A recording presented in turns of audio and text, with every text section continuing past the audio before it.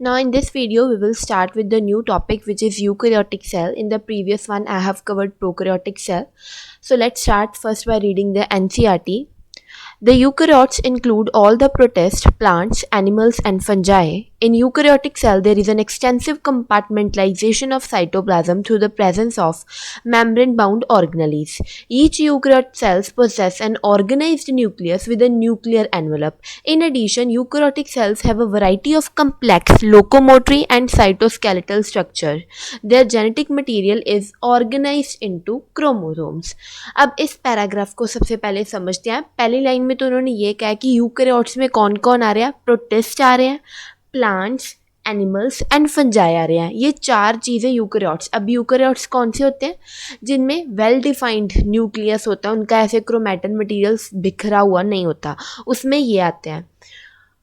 और वहाँ पर हम बात करें, सबसे पहले आप कहोगे प्रोटिस्ट क्या है, तो protists are those organisms that are neither plants nor animals और fungi. These are the unicellular organisms. Fine, ये यूनिसेलर ऑर्गेनिजम्स है, ना ही ये प्लांट है, ना ही ये एनिमल है, ना ही ये फंजाई है. इसमें अब कौन कौन से ऑर्गेनिजम्स आते हैं? प्रोटिस्ट में हमारे पास slime mould, amoeba, euglena, dinoflagellates, paramecium, diatoms and macroalgae. ये सारे ऑर्गेनिजम्स हमारे पास किंगडम प्रोटिस्टा में आते हैं. ये चैप्टर मैं फर्दर कराऊंगी डिटेल में. एक बारी आइडिया के लिए मैंने इतना बता दिया कि किंगडम प्रोटिस्टा में कौन कौन से ऑर्गेनिज्म आते हैं. फाइन, अब आगे बढ़ते हैं. फिर उन्होंने कहा कि जो यूकैरियोट्स होते हैं उनका जो सेल होता है उसमें एक्सटेंसिव कंपार्टमेंटलाइजेशन होती है. कंपार्टमेंटलाइजेशन वर्ड से आप क्या समझते हो? मतलब कि कंपार्टमेंट्स होते हैं. कैसे कंपार्टमेंट बने? क्योंकि यहाँ पर क्या है, अलग अलग ऑर्गेनेलीज है जो कि मेम्ब्रेन बाउंड है, राइट. यहाँ पर न्यूक्लियस है, वो भी मेम्ब्रेन बाउंड है. तो ये जो मेम्ब्रेन्स के कारण इनमें एक बाउंड्री फॉर्म हो गई, राइट. इसलिए डिफरेंट डिफरेंट वो कह रहे हैं कि कंपार्टमेंट बन रहे हैं. अगर वही क्रोमैटिन मटेरियल बिखरा हुआ होता तो उनमें कोई बाउंड्री होनी थी, तो कोई कंपार्टमेंट बनना था नहीं. इस वर्ड का मतलब था कि यहाँ डिफरेंट डिफरेंट कंपार्टमेंट्स बन रहे हैं. क्यों? क्योंकि यहाँ पर ऑर्गेनेलीज मेम्ब्रेन बाउंड है. आई होप ये मैंने समझा दिया. आगे फिर उन्होंने क्या कहा था कि इसमें ऑफ कोर्स ऑब्वियसली अभी बात की, न्यूक्लियस के पास मेम्ब्रेन है जिसको हम क्या कहते हैं, न्यूक्लियर एनवेलप. उसके अलावा यूकैरियोट्स के पास लोकोमोटरी एंड साइटोस्केलेटल स्ट्रक्चर्स होते हैं. लोकोमोटरी स्ट्रक्चर, आप लोकोमोशन से क्या समझते हो? Movement, right. Locomotion word is associated with the movement. अब वो वाले स्ट्रक्चर्स जो मूवमेंट में हेल्प करते हैं, for example cilia and flagella. तो हमारे पास यूकैरियोट्स के पास लोकोमोटरी स्ट्रक्चर जैसे सीलिया, फ्लैजिला भी होते हैं. And cytoskeletal structures like microtubules and microfilaments, जो कि स्केलेटन, जो कि जो साइटोप्लाज्म है वहाँ पर इनका स्केलेटन होता है जो कि सेल को सपोर्ट प्रोवाइड करता है. फाइन, और यहाँ पर हमारे पास जेनेटिक मटेरियल किसमें, क्रोमोसोम्स की फॉर्म में ऑर्गेनाइज्ड होता है. इतना पैराग्राफ समझ आ गया. अब आगे पढ़ते हैं. All eukaryote cells are not identical. Plant and animal cells are different as the former possess cell wall, plastids and a large central vacuole which are absent in animal cell. On the other hand, animal cells have centrioles which are absent in plant cell. अब सभी वो कह रहे हैं सभी eukaryotes के cell same नहीं होंगे. उन्होंने एग्जांपल दिए हैं. For example plants and animal cell दोनों ही एक दूसरे से डिफरेंट है. प्लांट सेल के पास ऐसे का क्या क्या है, उसके पास सेल वॉल है, प्लास्टिड है, लार्ज सेंट्रल वैक्यूल है जो कि एनिमल सेल में नहीं है, और एनिमल सेल में सेंट्रियोल है जो कि प्लांट सेल में नहीं है. तो ऐसे यूकैरियोटिक सेल्स भी डिफरेंट ऑर्गेनिज्म से डिफरेंट है. तो एक बार रिवाइज कर लेते हैं. हमने अभी तक क्या पढ़ा कि यूकैरियोटिक सेल्स किस किस के पास होते हैं? प्रोटिस्ट में, फंजाई, प्लांट्स एंड एनिमल्स में. यूकैरियोटिक सेल्स में मेम्ब्रेन बाउंड ऑर्गेनेलीज होती है. न्यूक्लियस के पास न्यूक्लियर एनवेलप होगा, क्रोमोसोम्स प्रेजेंट होंगे उनका. हमने पढ़ा कि genetic material is organised into chromosomes. Plant and animal sales different होते हैं. कैसे? प्लांट्स में सेल वॉल है, प्लास्टिड्स है, लार्ज वैक्यूल्स है जो कि एनिमल में नहीं है, और एनिमल्स में सेंट्रियोल्स है जो कि प्लांट्स में नहीं है. इतना समझ आ गया. अब हम स्टार्ट करते हैं अगला topic which is cell membrane. अब हम यूकैरियोट्स की सेल मेम्ब्रेन का स्ट्रक्चर पढ़ेंगे। फाइन, तो स्टार्ट करते हैं। The detailed structure of the membrane was studied only after the advent of the electron microscope in 1950s. Meanwhile, chemical studies on the cell membrane, especially in human red blood cells, enable the scientists to deduce the possible structure of the plasma membrane. उन्होंने कहा कि हमें structure of plasma membrane कब पता चला, जब हमारे पास electron microscope आ गया था। फाइन, वो कब आया था? 1950s में। इसमें आप इतना ही याद रखो। आगे, the studies show that the cell membrane is mainly composed of lipids and proteins. अब यहाँ से ध्यान रखना क्या क्या है। उन्होंने कहा है कि जो हमारे पास सेल मेम्ब्रेन होती है वो मेजॉरिटी लिपिड्स एंड प्रोटीन से ही बनी होती है। यहाँ देखो, ये पूरा जो ये बाय लेयर है, ये वाली लेयर और ये वाली लेयर, ये पूरी लिपिड से बनी है, और ये जो आप देख रहे हो ये वाले स्ट्रक्चर, ये प्रोटीन है। तो इस डायग्राम को देख के आपको इतना आइडिया हो गया कि मेजॉरिटी पोर्शन जो प्लाज्मा मेम्ब्रेन का किस किस का बना है, ये पूरे लिपिड्स का और ये प्रोटीन्स का। ये लाइन याद हो गई। आगे देखो, the major lipids are phospholipids that are arranged in a bilayer. और हमारे पास लिपिड्स कौन से होते हैं सेल मेम्ब्रेन में? फॉस्फोलिपिड्स प्रेजेंट होते हैं, राइट। कौन से lipids? Phospholipids. Also, the lipids are arranged within the membrane with the polar head towards the outer side and the hydrophilic tail towards the inner part. वो क्या कह रहे हैं, जो ये लिपिड बाय लेयर में जो लिपिड्स हैं उनका जो हेड है वो हाइड्रोफिलिक होता है, वाटर लविंग होता है, इसलिए वो आउटर साइड होता है। और जो हाइड्रोफोबिक टेल होती है, वाटर हेटिंग, वो अंदर वाली साइड होती है, ताकि वो एक्वस इन्वायरमेंट से दूर रहे। फाइन, इतना समझ आ गया। अभी तक मैंने क्या बताया कि जो हमारे पास प्लाज्मा मेम्ब्रेन होती है उसमें क्या मेन कंपोनेंट कौन से है? लिपिड्स और ये वाले प्रोटीन्स। फिर मैंने क्या कहा कि लिपिड्स हमारे पास कौन से हैं प्लाज्मा मेम्ब्रेन में? फॉस्फोलिपिड, इसलिए हम इसको क्या कहते हैं? Phospholipid bilayer. फिर मैंने क्या कहा, जो लिपिड्स होते हैं उनके पास एक हेड होता है, एक टेल होती है। जो हेड होता है वो हाइड्रोफिलिक होता है, इसलिए वो बाहर वाली साइड होगी। जो टेल है वो हाइड्रोफोबिक है, मतलब वो डर के रहती है, वो अंदर वाली साइड है। फाइन, इतना समझ आ गया। अब आगे पढ़ो। This ensures that the non polar tail of saturated hydrocarbon is protected from the aqueous environment. In addition to phospholipid, membrane के पास कोलेस्ट्रॉल भी होता है। तो हमने यहाँ पर अभी 3 चीज़ें पढ़ ली। एक हमारे पास लिपिड्स हैं, proteins and cholesterol plasma membrane में है। यहाँ तक समझ आ गया। अब आगे देखते हैं, एक बार रिवाइज कर लें। अभी तक हमने क्या समझा कि cell membrane is composed of lipids, proteins and cholesterol. Lipid कौन से? फॉस्फोलिपिड्स, जो कि किस में अरेंज थे? बाय लेयर में। पोलर हेड बाहर की तरफ था और हाइड्रोफोबिक टेल अंदर की तरफ थी। आगे, later biochemical investigation clearly revealed that the cell membranes also possess the protein and carbohydrates. अब वो कह रहे हैं फर्दर जब हमने स्टडी की प्लाज्मा मेम्ब्रेन की तो हमें एक और चीज़ मिली, लिपिड, प्रोटीन, कोलेस्ट्रॉल के अलावा हमें कार्बोहाइड्रेट्स भी मिले। The ratio of the protein and lipid varies considerably in different cell types. In human beings, the membrane of the erythrocyte has approximately 52% protein and 40% lipids. Depending on the ease of extraction, the membrane proteins can be classified as integral and peripheral proteins. Peripheral proteins lie on the surface of the membrane while the integral proteins are partially or totally buried in the membrane. ये value आपने याद रखनी है कि हमारे पास कितने और RBCs के पास कितना % प्रोटीन होता है, RBC की मेम्ब्रेन के पास कितना % प्रोटीन और कितने % लिपिड्स है, ये वैल्यू आप याद रख लेना। उसके बाद उन्होंने कहा कि on the basis of ease of extraction, हमारे पास जो प्रोटीन थे वो 2 टाइप्स के हैं। हमने 2 टाइप्स बना दिए उसके, एक इंटेग्रल प्रोटीन, दूसरा पेरिफेरल प्रोटीन। जो इंटेग्रल प्रोटीन होंगे, जो फॉस्फोलिपिड बाइलेयर हैं उसके अंदर बरीड होंगे, इधर पार्शली और कंप्लीटली। और जो पेरिफेरल प्रोटीन्स होंगे वो सुपरफिशियल होंगे, मतलब बाहर की तरफ होंगे। इसको डायग्राम से समझते हैं।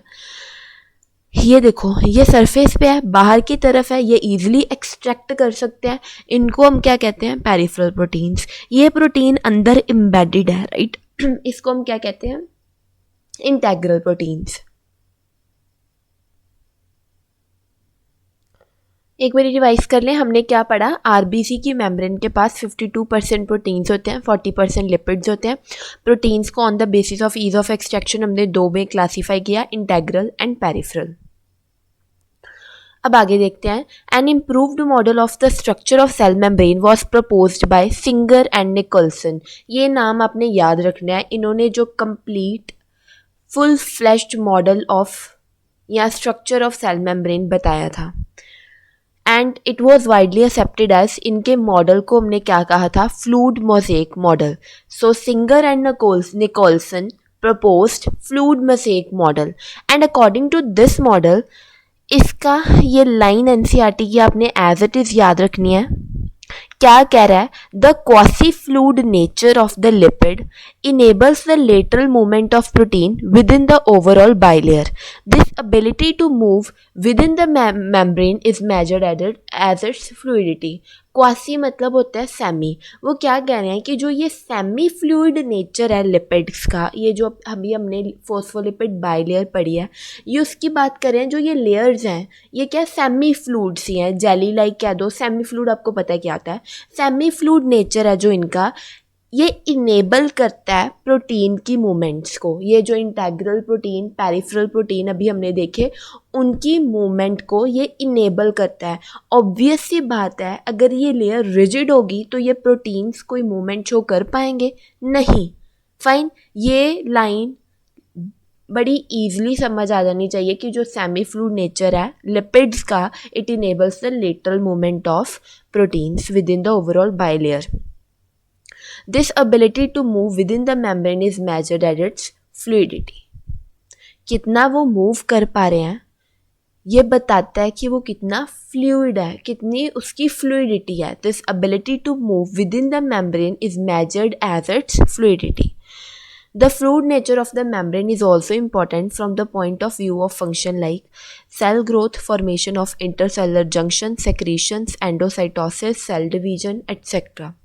अब वो क्या कह रहे हैं कि जो ये सेमी फ्लूइड नेचर है ये इसलिए भी इम्पॉर्टेंट है कि अगर सेल मेम्ब्रेन बहुत ज़्यादा रिजिड होगी तो सेल ग्रो कैसे कर पाएगा, तो उसका semi fluid nature cell growth के लिए भी इम्पॉर्टेंट है।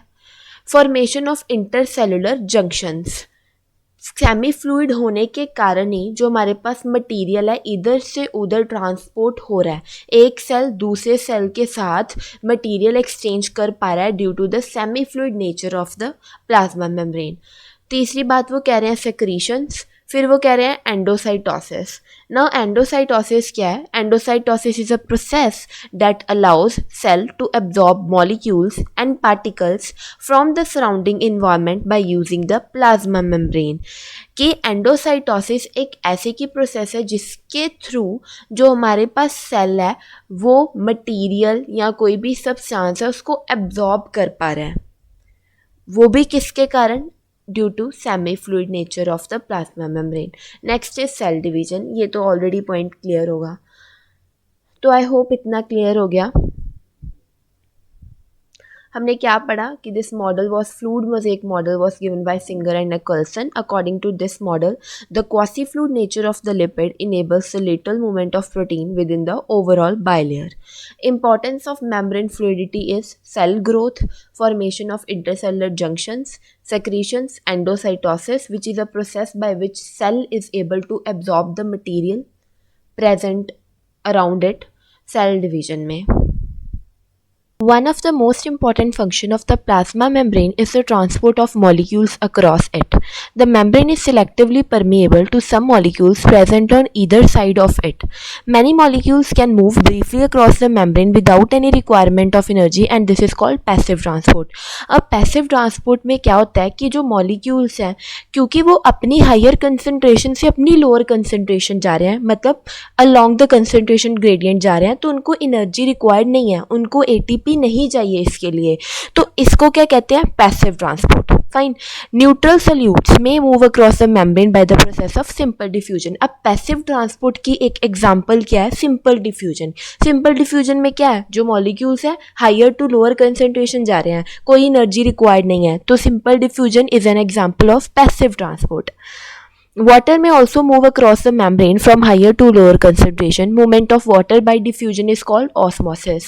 वाटर के केस में डिफ्यूजन को ही क्या कहते हैं, ऑस्मोसिस। कंफ्यूज नहीं होना कि डिफ्यूजन क्या और ऑस्मोसिस क्या है। बस वाटर जब अपनी हायर कंसंट्रेशन टू अपनी लोअर कंसंट्रेशन जा रहा है तो उसको कहते हैं ऑस्मोसिस। है ये भी डिफ्यूजन ही, बट वाटर के केस में हम इसको नाम दे देते हैं ऑस्मोसिस।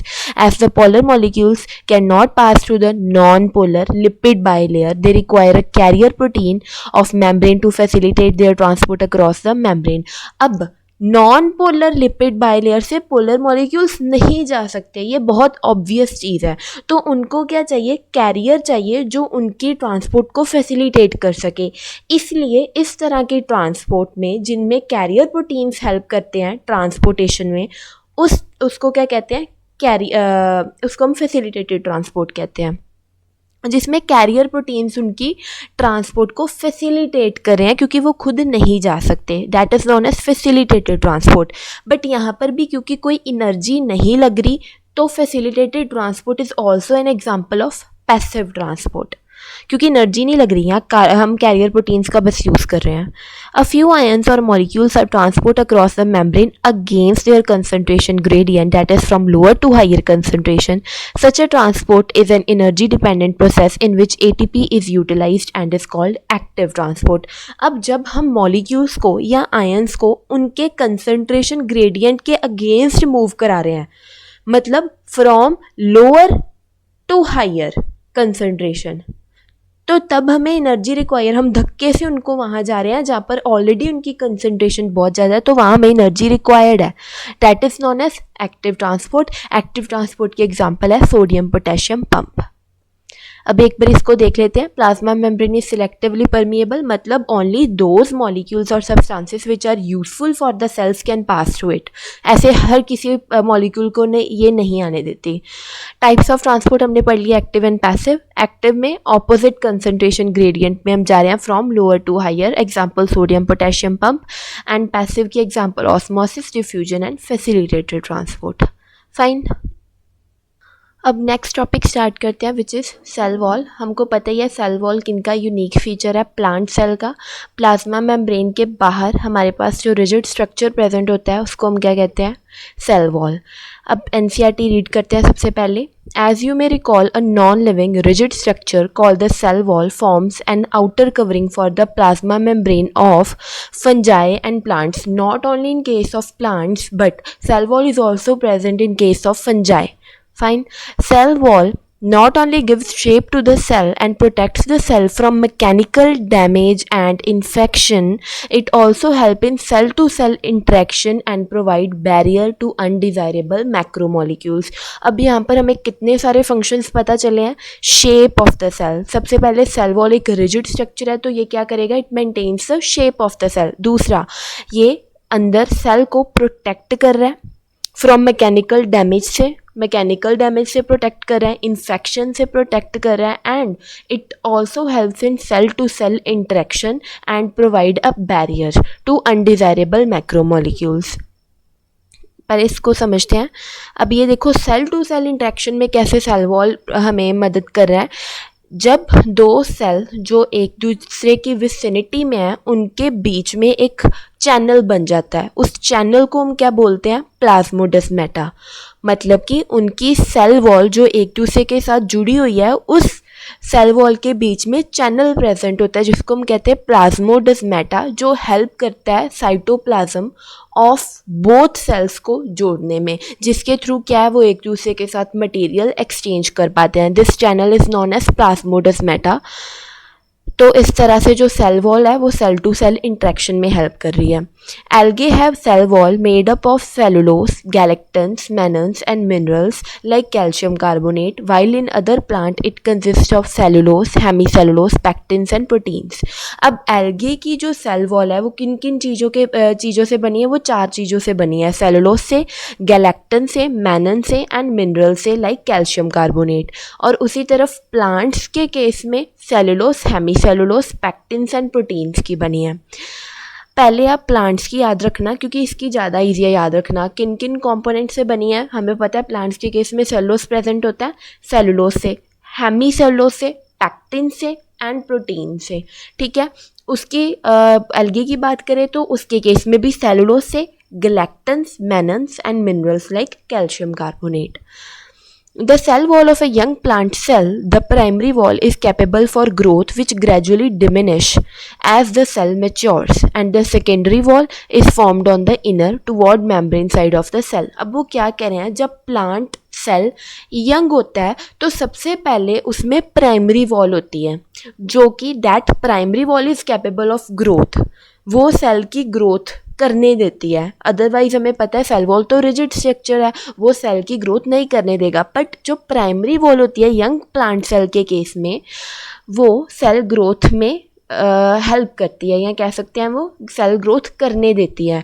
और जैसे जैसे सेल मैच्योर होता है प्राइमरी वॉल के अंदर वाली साइड सेकेंडरी वॉल बननी शुरू हो जाती है और प्राइमरी वॉल डिमिनिश होनी शुरू हो जाती है. The middle lamella is a layer mainly of the calcium pectate.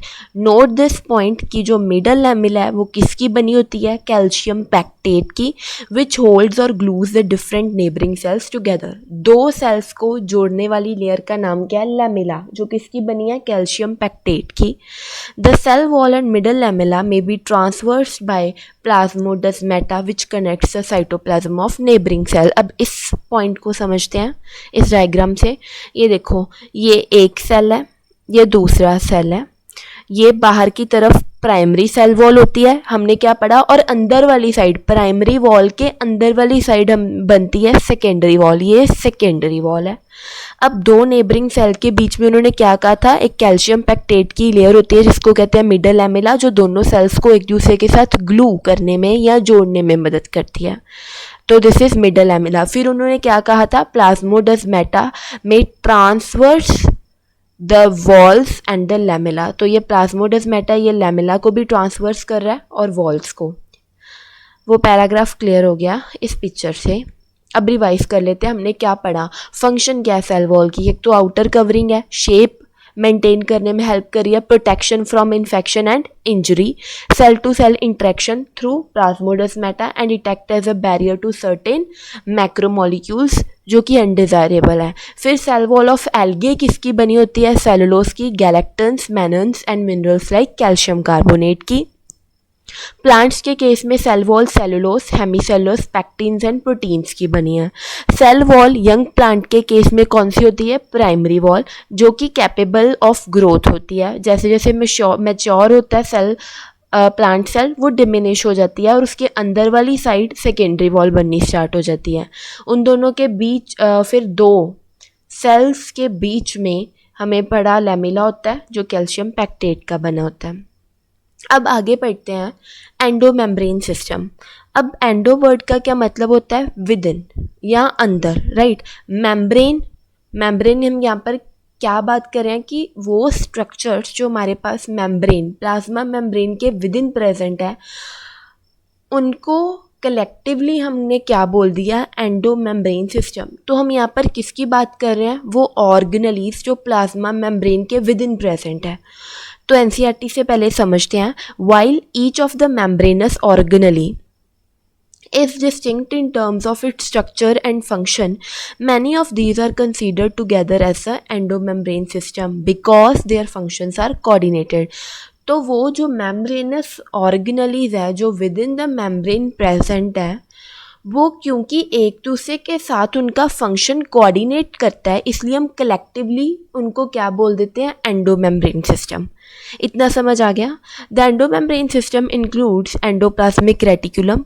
अब क्या क्या आते हैं यूकैरियोट्स के केस में, endomembrane system is composed of endoplasmic reticulum, Golgi complex, lysosomes, vacuoles. तो ये जो 5 थिंग्स हैं, endoplasmic reticulum, Golgi complex, lysosomes and vacuoles, ये 4 चीज़ें एंडोमेम्ब्रेन सिस्टम कॉन्स्टिट्यूट कर रही हैं। और फिर वो क्या कह रहे हैं, since the function of mitochondria, chloroplast and peroxisomes are not coordinated with the above components, these are not considered as a part of the endomembrane system. तो ये 3 चीज़ें, वो 4 चीज़ें इकट्ठी होकर एंडोमेम्ब्रेन सिस्टम फॉर्म कर रही हैं। ये 3 चीज़ें माइटोकॉन्ड्रिया, क्लोरोप्लास्ट एंड पेरोक्सीसोम्स, ये एंडोमेम्ब्रेन सिस्टम में नहीं आते क्योंकि इनका उनके साथ फंक्शन कोऑर्डिनेटेड नहीं है।